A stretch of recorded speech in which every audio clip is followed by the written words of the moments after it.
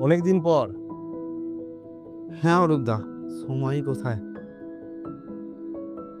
কাজ কেমন চলছে? চলছে, চলতেই তো হবে।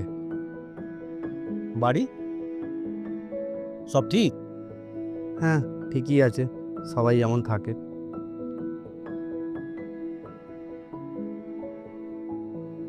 আর তুই তো এখন সেটেল হয়ে গেছিস, তাই না? হুম, হয়তো, কিন্তু সেটেল কথার মানে আর বুঝি না। তোকে একটা প্রশ্ন করি। হ্যাঁ করো। তুই কি এখন সুখী? সুখী? সুখী মানে কি? সুখের আসল মানে আমার জানা নেই। আমি 12 ঘন্টা ডিউটি করি, বিল দিই, ইএমআই ভরি, কারোর ওপর বোঝা নই।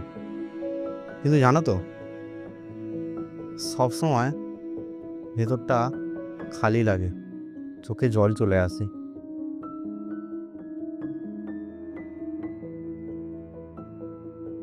তারপর তার কি খবর? তার বলতে কার? সেই কে সেই?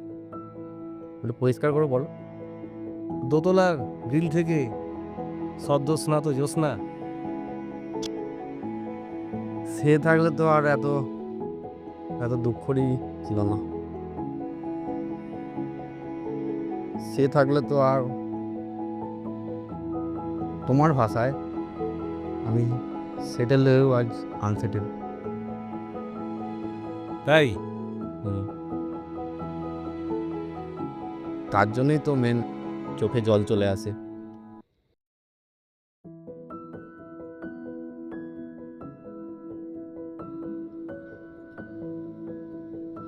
কিরা ট্রেন ঢুকে গেল রে, তাড়াতাড়ি চল।